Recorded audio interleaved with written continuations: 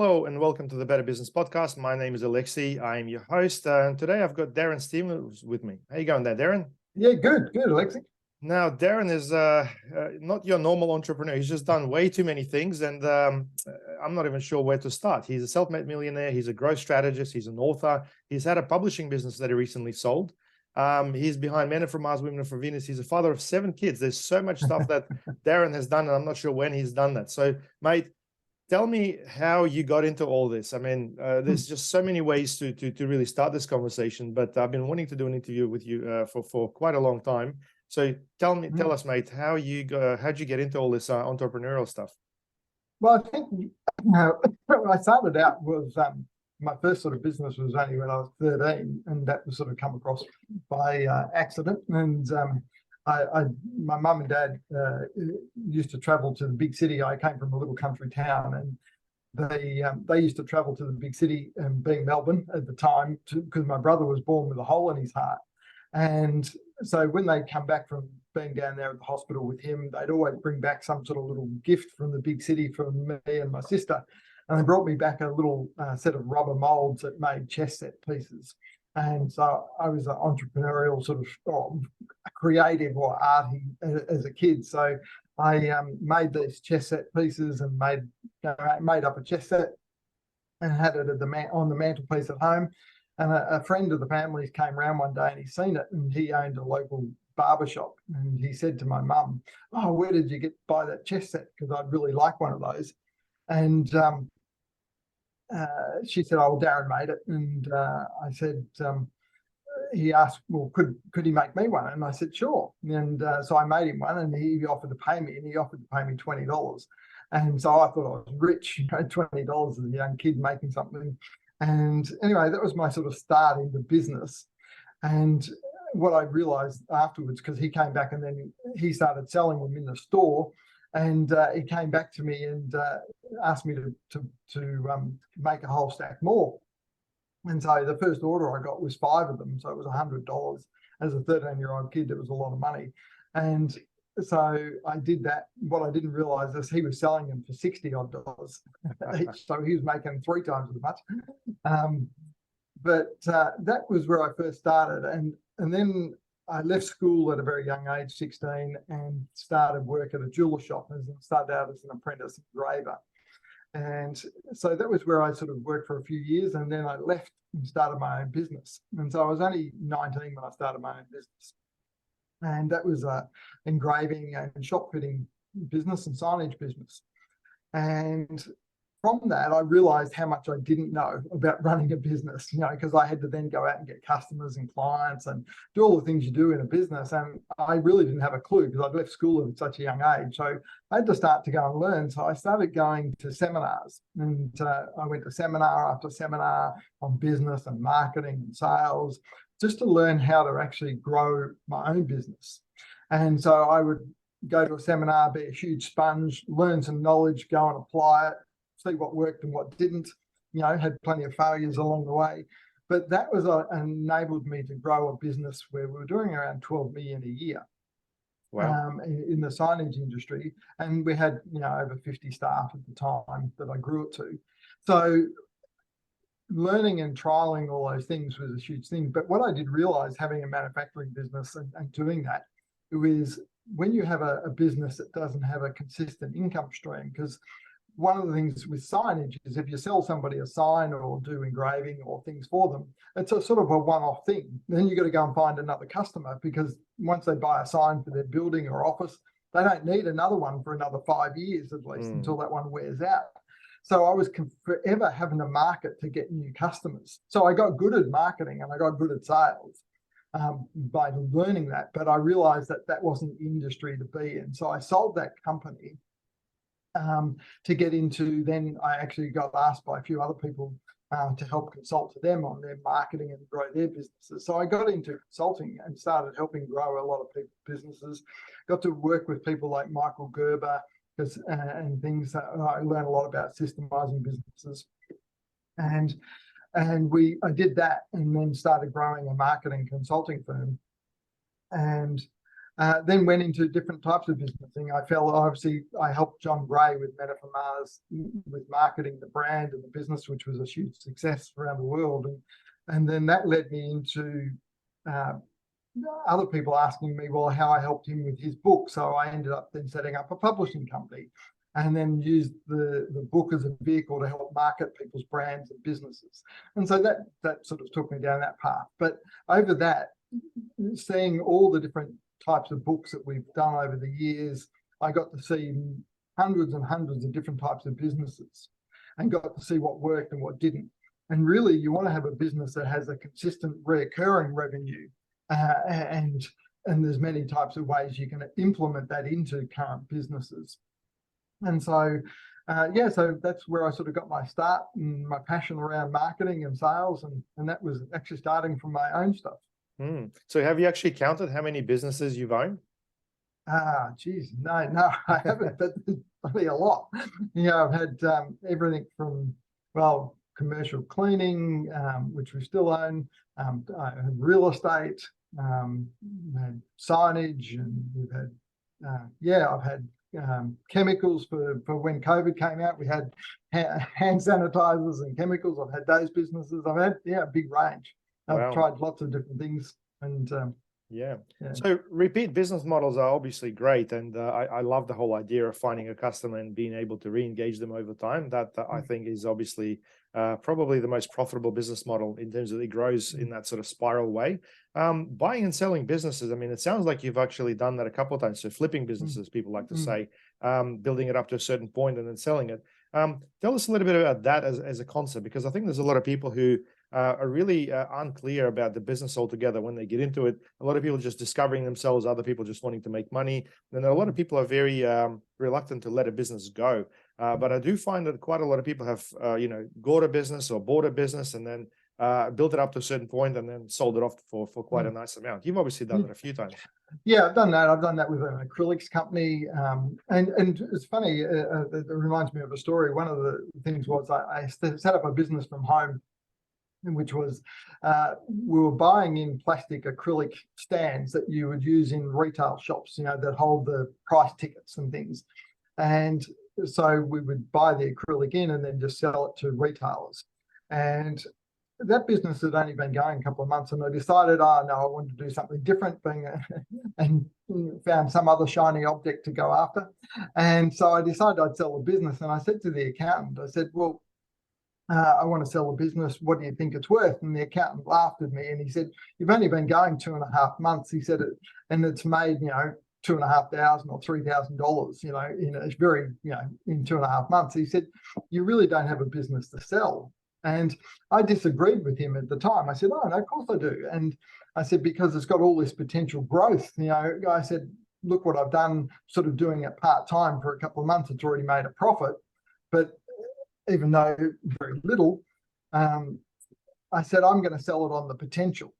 So I wrote an ad, put it out there, and I ended up selling that business. I actually had 3 people want to buy it and offer me the money for it. And I sold it for $75,000.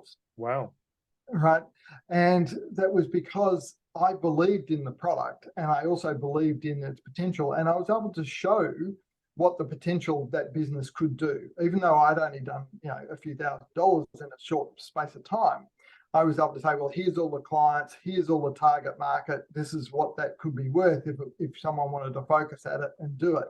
So I think if you're going to buy or sell a business, you want to be able to make sure, one, you've got a hungry market that wants that type of product, and that you can show the person, who is their potential clients and how to get them. And you've got some sort of system or marketing process that can attract those sort of people.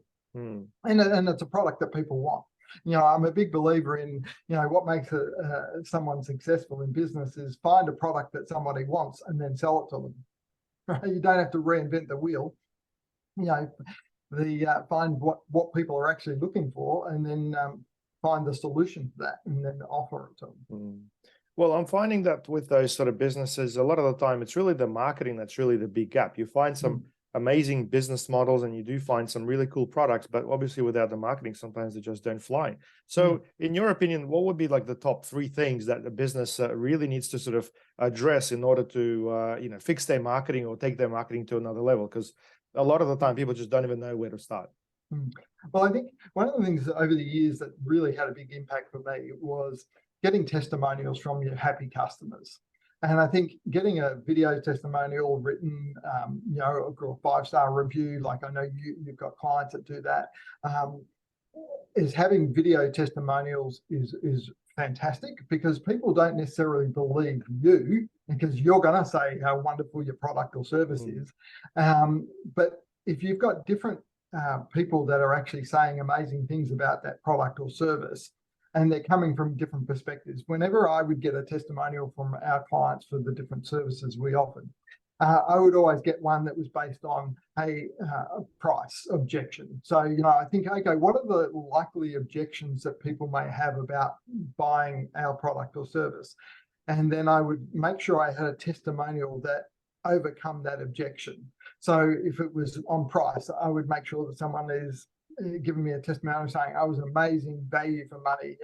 The investment that I invested in this product or service, I got back 10 times over, or was well worth it. All right. And then I might have one that's based on time. Whatever the objections could be, I work them out first and then make sure I go and get a testimonial from those happy customers that actually connects to that. That's one thing. The other thing is to have an amazing website. And this is where people like you come in that do an amazing job. And I think they need to get not just any website. They need to get somebody that actually understands marketing and understands strategy. And I think that's something that I'm so grateful to have you as a part of my team, as far as being able to do things for us, is that you've got that marketing background, you've got that strategy. So it's not just making a website look pretty, it's actually got a whole strategy behind it, what works and what doesn't work and things like that. And I think that's a big mistake people make. They just go to any web people and they don't go to somebody that has like the expertise that you have with your company. Yeah, absolutely. Absolutely. I guess overall, it really comes down to people, creating trust about their product and services. And I guess website, it's a focal point for the whole thing. I find that a lot of people have a little bit of ego involved when they do build their website, which is why they want things a certain way. And unfortunately, it's typically a bit of a costly lesson for them in the future. So true. Look, I remember Russell Brunson talking to him, and one of his ugliest looking sort of sites or websites was the best performing, and he wanted to change it all the time, but he said he couldn't, because his other team members would say, but here's the stats, just look at the numbers. That one converts so much better than any others that you've tested or tried, even though they may look prettier or they may have all those things. That one worked way better. And I think that's where you've got to rely on the expertise of people that actually know what they're doing. Absolutely. And don't let your ego get in the road. Yeah. So, absolutely. Because you're not your market either. That's the thing. You've got to step back from that and go, okay, but what's the market telling me? And really listen to that. Yeah. Well, Darren, I met you through Andrew Grant, one of my mentors and, one of the key people, I guess, in my life in terms of business and everything. And he used to always say, the money is in the list. It's really the list that is the most valuable part of the business. And I think, any website, as long as it generates names and emails and allows you to sort of capture the information and that has got some sort of a nurturing sequence behind it, is really a good starting point. Absolutely. So with, all these different businesses, mate, you've got 7 kids. You and Jackie have got 7 children. So how do you find the time to do all this, mate? What's the secret? Regular planning. So it really is, if you don't take time out of business to work on the business, and actually plan those things that you need to work on, then it creates chaos. And geez, we're not perfect by any means. I've had plenty of chaos. But I think actually planning out and spending that time. So we tend to take every Friday where we actually have it as a planning day. So because we have multiple businesses, multiple things, we actually have a strategy session where we're actually working through and looking at the different businesses and going, well, what's important? What do we need to focus on? What do we need to get done? and so that's what we tend to do. So the planning is really the key thing. Yeah, I do find that planning and time management are probably the essential parts for anyone to get the job done, especially if you've got multiple tasks. But I guess it all really comes down to self-discipline. So you must have, trained that yourself, or somehow I've got that. Well, I have a saying, and I think this applies to everyone in business, is that first you have to get clarity, because when you get clarity, that leads you to have more certainty in your body and in your mind, right? And when you have more certainty, that gives you more confidence. And because you have more confidence, then you take more action. And obviously, because you take more action, you get more success.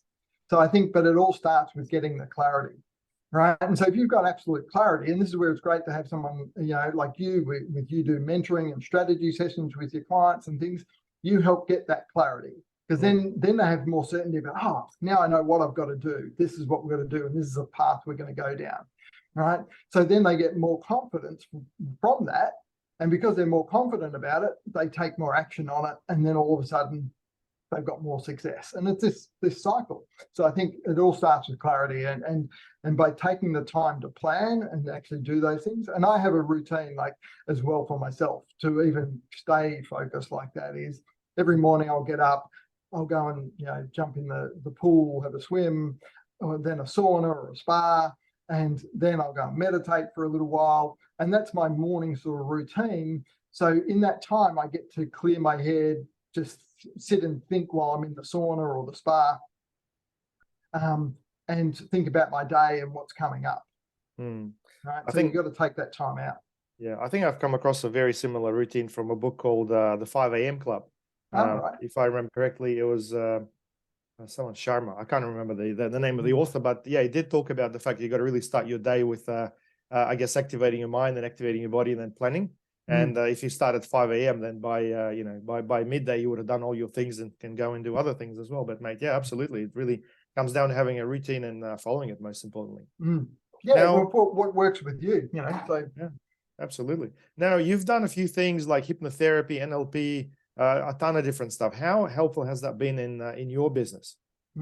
Absolutely. The mindset wise, because really your mindset kicks off everything. And yeah, I have done hypnosis and NLP and trainer and all those things. And the hypnosis had a huge effect for me. I did that originally for myself to obviously help me be more successful, which it did. And then I've been able to help a lot of other people as well. So that, because one of the things that often holds them back is their mindset. Even if you can give someone the right strategy from a marketing point of view, they may not execute it or draw those things into their life that they need to because of their mindset. So they work hand in hand. You've got to have both. Yeah. Well, I do find that, if you're right, you're right. If you're wrong, you're wrong. It's whatever you believe in. And it's almost like poison. If someone's really, clinging to an idea that everything's bad or the world's going to fall, that's exactly what they're saying, right, left and center. It just sort of carries across in their body language and they talk and everything. Yeah, absolutely. Cool. So, mate, you would have been through quite a few economic crises. And in fact, we've had a guest, Phil McGann, talking about economic crisis. He's a financial planner a few weeks ago. Mate, in terms of marketing and in terms of sort of doing things differently, what sort of tips would you have for our listeners in relation to their business? Because a lot of people, what they're saying right now is buying confidence is going down. People, are reluctant to pull out their card and make a payment as easy as they did, let's say, in the last 3 years since the beginning of COVID. Any tips, any advice for business owners on that topic? Sure. Well, I think every year, business owners, what you should do is, no matter what industry you're in, is go back to your suppliers and negotiate better rates, right? Because if you can save some money, on what you're spending on, your products or services within your business, then that's actually more effective than increasing your prices and trying to get more business in by just actually making savings the other end, which people often don't do. So, going to your suppliers saying, hey, listen, I wanted to come to you, you supply us X materials. I wanted to give, you've been a great supplier to us. But I've got a lot of people wanting our business, and I've had some pretty competitive prices come in, people wanting to offer us the same service that you do. But because you've been a loyal supplier, I want to come to you and give you the opportunity to see if you could give us a better rate, so that we can stick with you rather than having to go with somebody else. And you put it nicely like that, but I guarantee you those suppliers will come back and give you better rates because they don't want to lose you as a customer. So, that's a big saving you can make. And if you do that with all across your board with your suppliers, especially if you're, buying in products and things, then that can make a big difference. Yeah. The other thing, even on your own, from a personal point of view, you should do that every year with your car insurance, your house insurance, because the insurance companies don't reward you. As a matter of fact, they'll put your prices up. Yet if you're a new customer going to get insurance again on that same car or whatever, as a new customer, it's like 20 or 30% cheaper than what you are paying as an existing member. So every year I go and renegotiate our insurances and just say, I act like a new customer, get a price, and then I say, well, how come I'm paying more and I'm a loyal customer already? So they drop the price for you, right? But everyone should look at doing things like that. The other thing I think though nowadays, especially because of the way we've gone with the world and everything being so much online and computerized and things, is customer service and actually communicating with your customers in a real way, and connecting with people, because people still are emotional beings. And so the more you can put things in where you're actually truly connecting with your customers on an emotional level, in a way, whether it's through podcasts, whether it's through meetings or Zooms, or connecting with them with a newsletter or some way that you are connecting with the people. Don't lose sight of that. I think a lot of people now are going, oh, well, Chat GPT and all this stuff is coming out. But what's going to be more and more important is the real life connection with people. So find ways that you can connect with your customers in a way that's more personal, because that relationship is going to get even more valuable now in the future. Absolutely. I do find that quite a lot. People are trying to automate things because obviously there's so many things available. And a lot of people are really focusing on volume of leads or volume of transactions, as opposed to the quality and I guess the right sort of customers. In my opinion, and I had a podcast episode on this a while back, there's really three parts to any sales conversation. There's first of all a connection, then there's conversation, there's a conversion. But for some reason, a lot of businesses tend to jump the gun and go straight to the conversion. They just want to sell something. They have no idea who they're talking to. They've got no idea what the problem is. They just want to sell the service. And this is really what differentiates, I guess, good salespeople that are quite natural about what they do, as opposed to people who are just sort of trying to answer the call and that's it. And I think that's a big one for sure. Yeah, I think if you can build that trust and that connection and have that relationship, that's going to be worth way more than just having 1,000 clients. You'd be better off with 100 clients that you've got a great relationship with, because they're actually going to be more profitable than the 1,000 if you've got that connection. So yeah, I do agree that renegotiating with your suppliers, insurance and so on, is definitely a quick way to save some dollars. And that's definitely something that a lot of people don't do, because it's going to take you half an hour and it may save you, it's $3,000, $4,000, $5,000 a year, but for some reason people just can't be bothered. And it's quite an interesting concept. It's probably something that people just don't want to do. They just don't want to talk to somebody about getting a discount. But you're right. Every time you sign up with a new insurance company for, let's say, car or home and contents, they typically offer you 15% discount, and they give you then a combined discount as well. Same for electricity. Same for a lot of other things as well, for sure. Yeah. Telephone, all your services. All those things, even your bank fees are all negotiable. Like, and actually right in the middle of when all the interest rates have been going up on mortgages, I rang our bank up and said, because they put ours up 2 or 3% or something, just like everyone else's has been going up. And I just rang them up and said, hey, listen, if you want to keep me as a customer, I want a better rate. They instantly dropped it 3%. Yeah. Right? Because they didn't want to lose me as a customer. Well, if I had said nothing, I would be paying like everyone else another $200 or $300 a month on a mortgage or things like that. So, but the banks are a classic. If you go back and actually negotiate, saying, listen, we've been with you, a loyal customer, I need a better rate. Otherwise, there's so many other people offering great deals out there, I'll have to move. Well, they don't want you to move because you're worth more to them long term. So they will negotiate. So even though everyone else's has gone up, everyone else is paying the price, but mine went down during that. Absolutely. So all those things are negotiable. So yeah. I guess another thing that's worth looking at as well for a lot of businesses is value adds as well, because I do find that if a lot of people are entering that bloodbath of, price competition, for example, and let's say one person is offering a service and someone offers a very similar service, then it's really about the value adds or the extra value that the business can offer. Any tips or examples of value adds that you can provide to, let's say, mum and dad's bricks and mortar type businesses? Sure. Yeah. Look at your customer and go, okay, and say, well, okay, we might be providing a service. And give me an example of a type of business, and I'll give you an example. Well, let's say a pressure cleaning, like a house washing type business. Okay, so house washing, they're doing house washing or pressure cleaning. Then when they're there, they may say, hey, listen, by the way, we've negotiated with the local window cleaners place,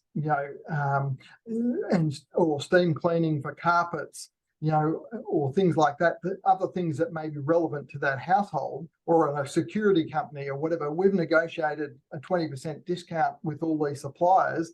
Let me give you this coupon book, which is, valued at $1,000 worth of discounts for all these different services for a homeowner. And we'll give it to you as a gift after we've done our pressure washing, just as a value add. And to give you an example, even on a property, I had a property on Hamilton Island, and when we weren't living there, we used to live there 6 months of the year and 6 months back in Melbourne. I would rent it out for 6 months, to people that come for a different stay. So for over that period, and what I had to do is I went, well, there's all these other people that have got rentals on the island as well. So they're all similar priced and similar standard, nice homes and things like that. So how could I compete? So what I did was, because most of us all advertised on places like Stays and Airbnb and like that. So what I did was I went round to all the venue places on the island that offered different services. So there was jet boat riding, jet ski hire, fishing, golf. There was all these different services that, providers on the island. So I went round to all of them. They said, hey, listen, would you give me 10, 15%, 20% discount if I can supply you customers just that could walk in the door? So you're not having to market or advertise for them. I'll just offer their service to you via a gift coupon of a discount, right? So they bring that discount coupon in, they get to play golf and get 20% off, or they get some sort of bonus like an extra bucket of balls or a free beer at the bar and things like that. And they all said yes. They said, great, happy for them to get someone else marketing their business for them. So I put together this coupon book, which had over $1,000 worth of value in it. And I got it printed at Officeworks, stapled together. And so when I advertised our property, and it was like $500 a night to stay in our property, I said, but it also comes, with $1,000 worth of coupons for you to use in all of resort venues. Well, no one else had done that. So of course ours was the only property. So if they were looking at staying at a place and they looked online and they could say, well, okay, we could get this place that's $500 a night, or we can get this one that's $500 a night. Hey, but this one's given us $1,000 worth of vouchers that we're going to want to use anyway on the island to be able to go try those services. Yeah. So we'll go with that one. So ours was booked out all the time. Right. Well, that's a win-win, I guess. And it cost me nothing. Yeah, that's the beauty. I guess it's a win-win in a sense that you're making someone's decision-making process a lot easier. Like they've got everything in front of them, plus they get a better rate, and it's a win-win for the businesses not having to market, and obviously you get a value add as well. I love that. I think the whole idea of having like a goodie bag or some sort of a gift bag with a few things like that works really well. A lot of people don't realize that there are companies that are actually very keen to provide you with discounts based on this sort of model. In fact, businesses like U-Foods or Naked Wines, for example, if you call them and you say, hey, we've got a business and we do XYZ, they'll send you those cards with discounts and better prices and so on. We actually use that in our online stores quite a fair bit, but it's a good value add. And just think about this, you send a product and someone's got a similar thing, but then you add extra value of, hundreds of dollars. And if you can market that saying, hey, $200, $300 worth of gifts included in this package, people love that sort of idea, and it creates this intrigue as well. Yeah, exactly. And it hasn't cost you anything to be able to do that, add value. And I think one of the other things I think for people is when you look at your business, whatever your product or service is that you're offering, look at it and go, okay, I'm solving this problem for this person, right? But what problem then do I create? Because whenever you solve a problem, you also create a problem. So if I give you an example, let's say I've got a weight loss product and I help you lose weight. All of a sudden you're 10 kilos lighter now. Well, what problem have I've solved one problem that you wanted, you had too much weight, you wanted to lose weight, but now what problem have I created?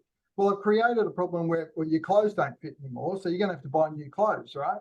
Or you might want to go, so I keep the weight off, I might want to have a better eating routine or where the best restaurants are to eat. So what I could do as a value add, because I know that I've solved one problem, my bonus product could be, hey, here's the list of the top restaurants where you can eat healthily, on the Gold Coast, or Brisbane. Or here's, some discount coupons for, different fashion stores where you can go and get new clothes now because you've lost all this weight. And I've done an agreement with them, or so look at what problem you solve and then what's the next problem that you can solve, because that can be your next either upsell or add value to your customers. Yeah, absolutely. I also find that, there are some things that people can implement into the product or service, which create an experience. So for example, when real estate sell a house, you typically get a bottle of champagne or something like that. And really, it's not so much about here you go, here's the bottle of champagne, but it's about celebrate, the purchase of your new home. And that itself creates an experience. So if you can pass that message through to the customer and get them to do something, typically they would actually celebrate with somebody else, their friends or family. And this actually creates a bit of reciprocity where the real estate agent will probably get mentioned like, oh, who was your agent? How did you go? And everything. So the whole thing would actually become a conversation. And I find a lot of people don't go with that. But I think including, a bottle of wine with any service, just to sort of celebrate, I don't know, a new clean home or something else definitely adds that. Well, I think also what people don't understand often is lifetime value of a customer. And, so don't be scared to spend a little bit of money up front when you get a new customer on creating that wow factor. Like give them the champagne and the chocolates or the whatever, so that they go, wow, and they tell 10 of their friends and you got 10 referrals now. But also you've had that impact. So even if it's cost you a little bit more up front, the lifetime of that customer that they stay with you could be huge. I know if I use this as an example often, the average investment for a small business is maybe $5,000 to $10,000 a year they might spend with an accounting firm. Well, and most people stay with their accountant at least 5 years or 10, or even longer. But even if we said it was just 5 years, so really the lifetime value of that customer for an accountant, if they get a new customer, is $50,000. If they $10,000 a year, for 5 years, it's $50,000. So if an accountant got a new customer, they could afford to spend $1,000 on them, even if they wanted, because that customer is really a $50,000 customer. So they want to create a wow factor. So look at that in your business and go, well, whatever product or service you sell, how long does the customer stay with you if they keep liking or using your product or service? And what are they really worth to you? Because then maybe you'll look a little differently at how you treat that customer. Because every new customer I get now is not $1,000, they're $10,000 or $20,000 or whatever it may be. It doesn't matter what industry you're in.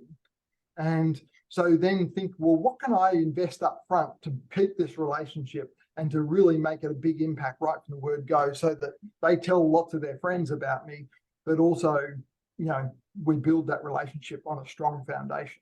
Yeah, absolutely. And I'm doing that even with our cleaning company. One of my children have a commercial cleaning company, Urban Clean. And so when we have a customer, after they've started with them and they're doing the offices or cleaning and things like that, after the 4-week mark, they go in and they do an audit report and they check everything and make sure everything's been done well and see the client. But they take in this big gift box, a bit like what the real estate agents do, right? And so it's got chocolates and champagne and candle in it and all sorts of stuff. It's a big wow, because no other cleaning companies do that, right? So we looked at, well, how can we make a big impression? And then at the same time, after we've given them that, guess what? We then say, hey, listen, obviously you've been super happy with us anyway. Is it okay if we grab a quick video testimonial from you about, our services? And they, of course, you're just giving them this big parcel and gift. They're not going to say no. And so then we do the video testimonial with them as well. And of course, they're all super happy. And now you've got a great, testimonial that's going to help sell your customers to the next person. Absolutely. And it's a lot easier to obviously convert their connections after that as well, once they see their friend or relative giving a testimonial. Mate, I think you've mentioned a lot of really good tips for business owners who are basically struggling to convert right now. So hopefully our listeners are getting, some good ideas. I guess the last thing I want to throw in here is, guarantees and stuff. Obviously, that's quite a big topic altogether. And when people are sort of reluctant to buy, I mean, what's your take on guarantees and, do's and don'ts and your experience with them? Would you recommend businesses sort of squeeze that into their marketing material? Yeah, absolutely. Yeah, I think, because there's so many people are more skeptical out there nowadays, and rightly so, because there's lots of fraudsters and people that rip people off and things. But I think you got to look at, well, whatever your business is what are the fears that the customer face when they're looking at buying in your business?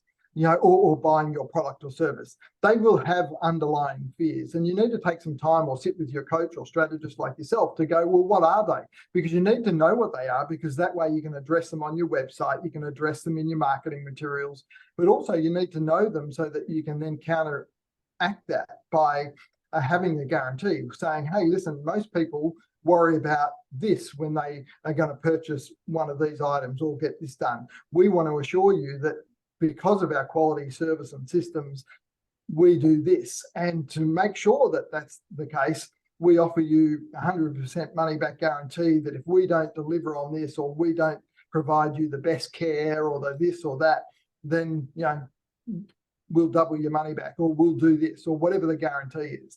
But you can have a guarantee.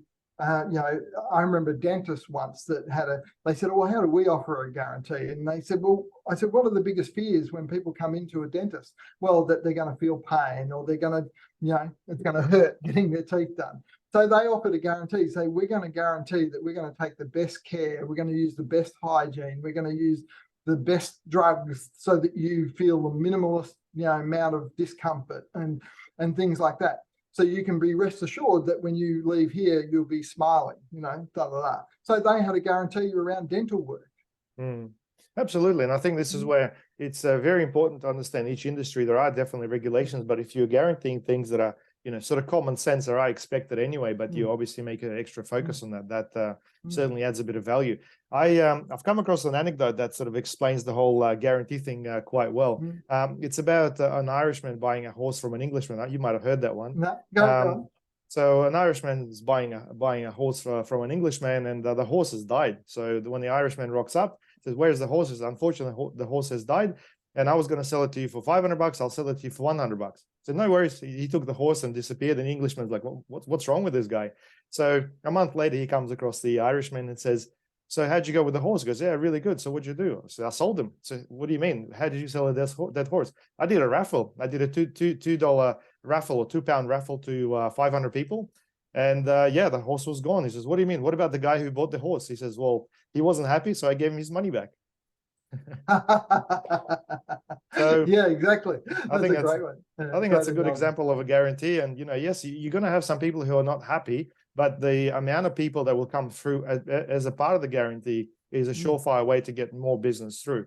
And I like to look at it from a perspective of having like a business promise before the transaction and after the transaction. It's really before the transaction is really where the fears need to be addressed, and the guarantee really breaks the ice on a lot of different occasions. Yeah, exactly. And honestly, if you believe in your own product or service, wouldn't you want to do the right thing by somebody anyway? If they're unhappy with your service, you'd want to try and say, okay, well, let's try and either fix it or not anyway. So a guarantee really is just an extension of what you would want to do if you really believe in your own product or service.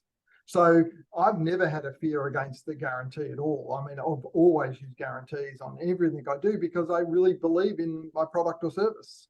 If I didn't believe in it, I wouldn't be offering it or selling it. So to me, there's no real risk there. And sure, Absolutely. the amount, as you say, the amount you're going to gain from taking away people's fears and getting that extra revenue in is way outweighed compared to the one person that might be unscrupulous and just try and take advantage of that guarantee. So you're going to have made 10 times the amount anyway, so it doesn't matter.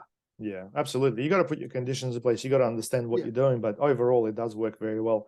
And I think a lot of people, it's really their mindset that's preventing them from putting that guarantee in place. So I think early on you were talking about mindset and how you got to change that as well. Well, if you look at any products at Woolies or Coles or anything, if you look closer, every single one of them just about has got a guarantee or a money back clause on them, and it's quite interesting. So all those products and all those businesses really believe in the product that they're selling so much that they're willing to give someone their money back. And, it's not really a matter of them handling that product once it's returned. Typically goes straight into the bin. So they lose money on that. But the gain that they generate from that is just enormous. Mate, really, really good tips. And look, I feel like you and I can talk forever, mate. But one last thing I want to touch on, and I think we'll probably call it a day from there, because we probably should do another podcast, because there's so many things you can talk about. Let's talk about Men Are From Mars, Women Are From Venus. So that was one of the first books, I guess, that you worked on, or at least I know of. I mean, I obviously met you through Andrew Grant about 15 years ago. And I think that was really quite a big credibility factor. But that book itself was a bit of a flop at the beginning, right? So when you started working with John Gray, it wasn't really an idea that anyone wanted to buy. So do you want to just share with the listeners that story? Yeah, the story behind that was, it actually, no one wanted it, to be honest. There was 6 or 7 different publishers that got offered the book, and they all said basically they hated the name Men Are From Mars, Women Are From Venus, and no one wanted it. And so at the time, John was disheartened by that, but so he decided he'd print, some of the books, and so he printed 1,000 copies himself, and thought he'll try and market them himself and get it out there, which never works when you're trying to do it without going through a major publisher. And anyway, he at the time we said, okay, we need to create the demand, right? So we need to do this differently. So what we did was, we sent John's friends we got them together, and we said, go into these different bookstores and ask for a copy of the book Men Are From Mars, Women Are From Venus. And what's going to happen, this is what will happen, is the bookstores will look on their computers and go, oh, we don't have a copy of that. And then what the person was instructed to say was, well, can you ring up the publishers and ask when you're getting stock of it? And so the bookstores would do that. And of course, the publishers would be getting calls saying, oh, we want copies. We've got people who want to buy this book, Men Are From Mars, Women Are From Venus. And the publishers would say, oh, we don't have stock. We're not, we haven't got it. And so, but we send all these people into different stores. So the publishers are now getting calls from all across parts of America wanting a copy of this book. And the publishers are going, gee, we're getting a lot of demand for this book, and we'd rejected this book. And the bookstore owners were getting a bit frustrated, because we'd have 2 or 3 people go into the same bookstore saying they want it. So now the bookstore owners, the retailers, are going, well, I'm missing out on sales here because you can't get me stock of this book. So they're sort of ringing up, getting angry about it.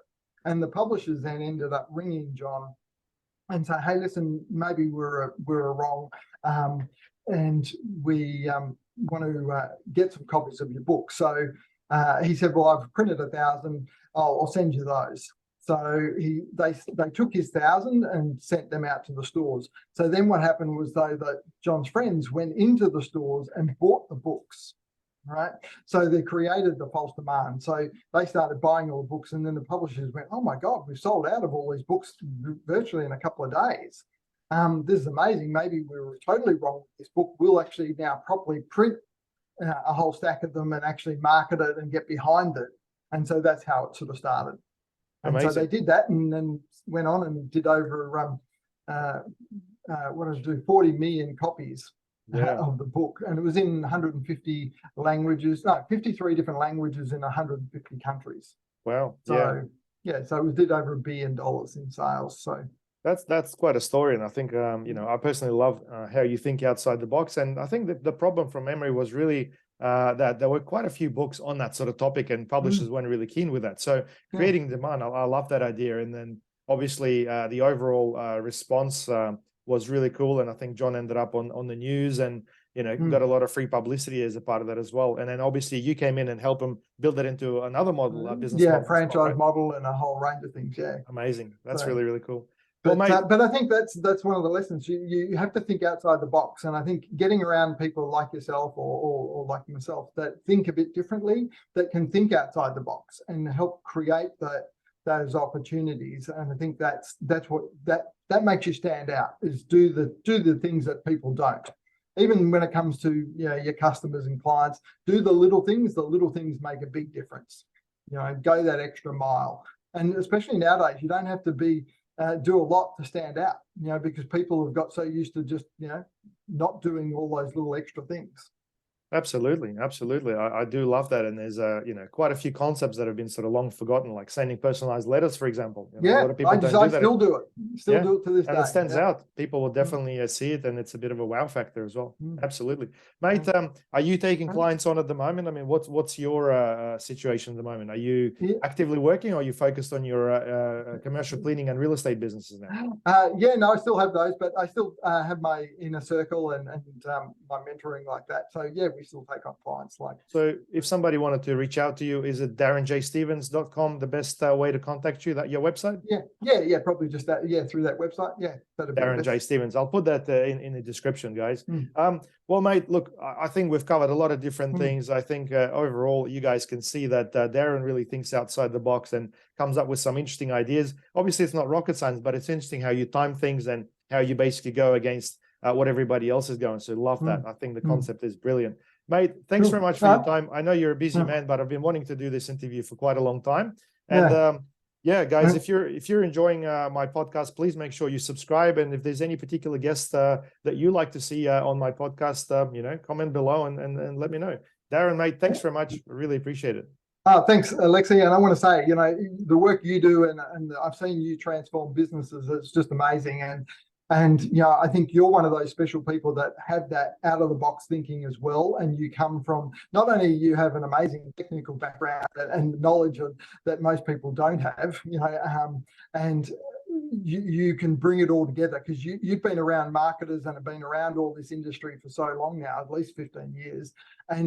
And that's rare to see somebody with all the technical background, all the internet, the marketing background, and being able to pull it all together. And I think that's a special gift that you have. And people, I would encourage people, if you're not already working with Alexi, then you're crazy, because I've seen the results with so many people, and they just rave about the results you get from them. So thanks, and I really appreciate being on the podcast. Thanks, mate. Well, that's a huge compliment for me, mate. I have to process this now, but this means a lot to me. Thanks, mate. No worries. Take care. All right. Bye. Cheers.